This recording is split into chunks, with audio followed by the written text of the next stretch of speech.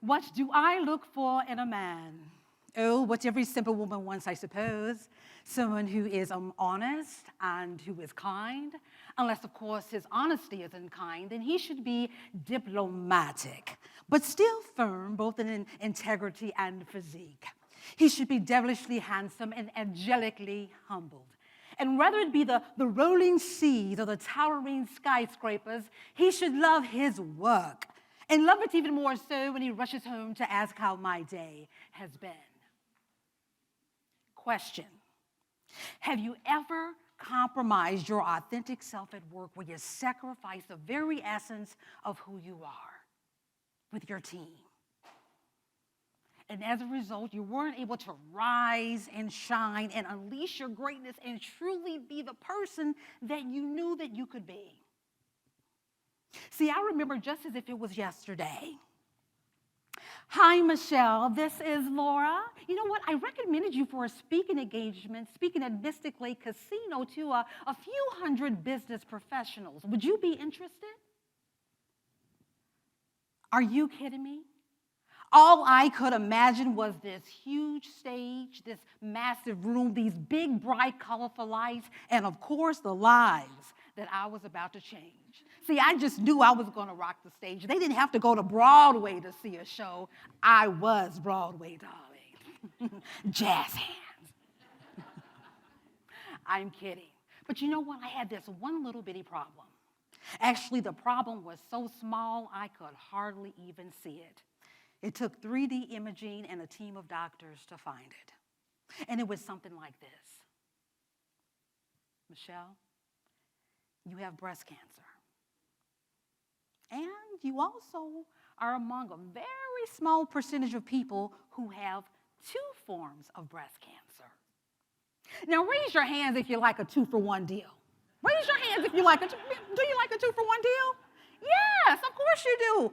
So do I. But let me tell you, that day was not it. They were not McDonald's, and I was not loving it. My eyes began to glaze over with tears. My cheeks began to quiver. My mind started to race uncontrollably. Yet, despite having major surgery, and despite having major complications, which I did, I accepted the job anyway. So, Michelle, how are you today? Oh, I am fine. I'm doing great. I am a team player. That's what I am. Unfortunately, I left me out of the equation, and I did not give a presentation that was truly my authentic self. However, over time, I've learned that as a veteran of the Army Reserves, as an award-winning actress who is a member of the Screen Actors Guild, as a professional speaker who has spoken to Mystic Lake, who has spoken to leaders and employees at Land O'Lakes and Johnson & Johnson, the St. Paul and Minnesota Foundations, and many more. This is what I learned. I learned that when you compromise your authentic voice, you will never show up as your best self. So today, I'm going to give you 3 impactful tools that you can use so that you can show up as the best version of yourself in terms of how you relate and communicate with your teams. And it's called the ABCs of Team Success. ABCs of Team Success. A is all about anticipating your stress response.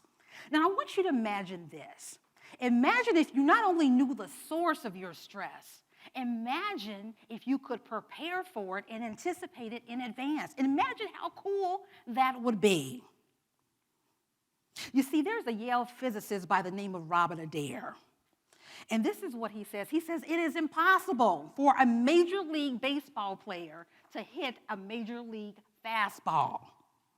And this is why. He said, it is impossible. There's not enough time for the batter to gauge his pitch, to time his swing, and to actually make a connection with the ball. However, those who do, those who are able to make a connection with the ball are able to do one thing, and that is to act with anticipation. So today, I want to give you a tool that you can use so that you are prepared when you're dealing with stress, so that you're not waiting until you're in the moment and you're wondering, oh my goodness, what am I going to do?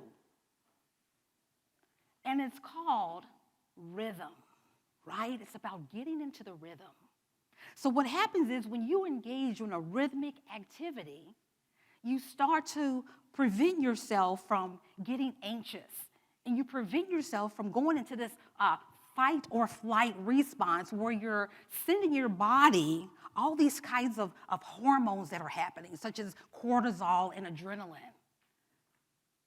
But when you engage in a rhythmic activity such as running, jumping, swimming, listening to music, dancing, then you allow yourself to be in a whole new place. You actually have control over your stress responses to where you're able to show up truly as the authentic version of you. Now, for me, when it comes time to manage my stress, what I like to do is I enjoy writing and performing poetry. And when I can say a poem to myself, when I know that I'm going to enter into a stressful situation, it makes all the difference. Then I realize some of you have my book, Rise and Shine, How to Live a Life of Resilience and Performing Your Potential. And on page 8, it is my hope that you will recite that poem anytime that you feel as if you are in a stressful situation to help you to get that rhythm. And whether it's a poem or you're running, you're swimming, whatever works for you. Because when it comes time to managing stress, it truly is personal. It's about you. Making it work for you. B, bridging your brains. Now, I know some of you are thinking, oh my goodness, what do you mean bridging your brains? There's an S at the end of brains, right? Let me make this very simple. We are born with multiple brains. We now know through science and research that we have a cranial brain, we have a heart brain, we have a gut brain, and we have a spine brain. And when you listen to all of your brains, you allow yourself to show up truly as the best version of who you are. And that's why scientists are saying that in order for you to stay focused and truly be the best version of yourself, you really want to use your collective brains. And what we're finding is that a lot of CEOs, 45% of CEOs are now using their intuitive minds to make business decisions. They're realizing that it's not just what's in here that matters most, but it's what's in the heart, it's what's in the gut. And my question to you today is, are you using all of your brains to really optimize yourself, to make better decisions, to truly show up and be the person that you know that you could be? Now, what I would like to do is, I'd like to do an exercise with you, because in order to be aware of your brains, you have to allow yourself to go into a state of awareness. And there's an exercise that's called 4-7-8 technique, and it's a breathing exercise. So what I would like for you to do is to just quickly stand up on your feet. And so what we're going to do is you're going to breathe in for a count of 4. You're going to hold for a count of 7, and then you're going to release for a count of 8. All right, ready, begin. We're going to breathe in, 4, 3, 2, 1. Now we're going to hold for 7, 6, 5, 4, 3, 2, 1. And now we're going to release for a count of 8, 8, 7, 6, 5, 4, 3, 2, and 1. Now I want you to do jazz hands. I'm kidding. You can take a seat. But once you're finished doing the 4, 7, 8, and you do it multiple times, most of the time you don't just do it one time, but you do it until you feel as if you have a connection with your body. And then you ask yourself these key questions. Where are my signals coming from? What are my signals coming from? What do they mean? And how is it making me feel? Ask yourself those 3 questions. How is it making me feel? Because once you truly understand where your signals are coming from and what they mean, and analyze it in a very holistic and intentional way, it will literally change your life because you're not responding to the world with just one lens.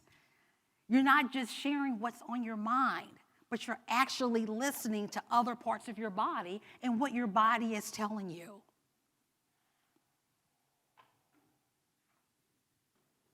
Communicate strategically. Communicate strategically. Now I want you to raise your hands if you think generally you're a good communicator. Raise your hands if you generally think you're a good communicator. Okay. Now what does it mean by communicate strategically? Communicating strategically is all about understanding what is your learning style and how does it reflect your communication style. You see, we all learn in many different ways. Some of us are auditory learners, visual learners, and kinesthetic learners. And depending on what type of learner you are, is going to depend on how you communicate. For instance, if you are a visual learner, you are going to use predicates in your vocabulary that reflects just that. If you are a visual learner, you're likely to use words such as see, vision, show. But this is the key. It's one thing to understand how you're communicating. It's another thing to understand how your team is communicating. Are you truly listening? Because sometimes we think that just because we're listening, that we are impactful communicators.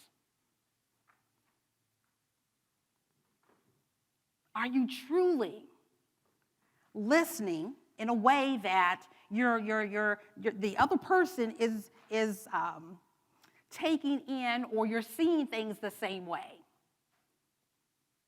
Because if you are a visual learner and you are saying things using predicates in that such way, and the other person is using other predicates, then you're not going to be on the same page. You're not going to see things eye to eye. And then you wonder why they don't understand you or you don't understand them. So I have to tell you, as an actor, a person who enjoys acting,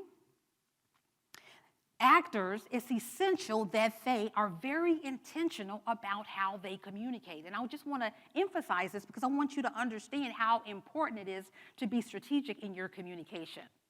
Now, I don't know if you've seen the film Fences. Have you seen the film Fences with Viola Davis, right? It was a film where she won an Academy Award for, and she was playing opposite Denzel Washington.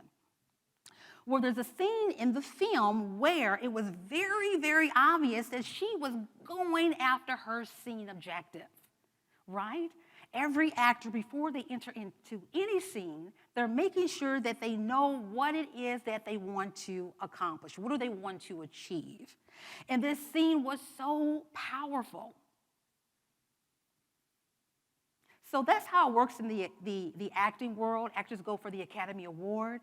But for many of you, maybe you want to advance and you want to move up the ladder and get that kind of a recognition. That's what affords you when you are communicating strategically. Now, in close, today I talked about the ABCs of team success. But I want to talk to you more. I want to be able to share some of my keynote and workshop presentations, such as workplace stress, how to thrive at work and become the authentic you, work-life balance, how to create your best life by breaking your worst habits, and finally, rise and shine to become the resilient you, which is based off of my book, Rise and Shine, How to Live a Life of Resilience and Perform at Your Potential. I want to thank you for your time today. It has been such a pleasure, and I look forward to speaking with you later. Thank you. Thank you so much.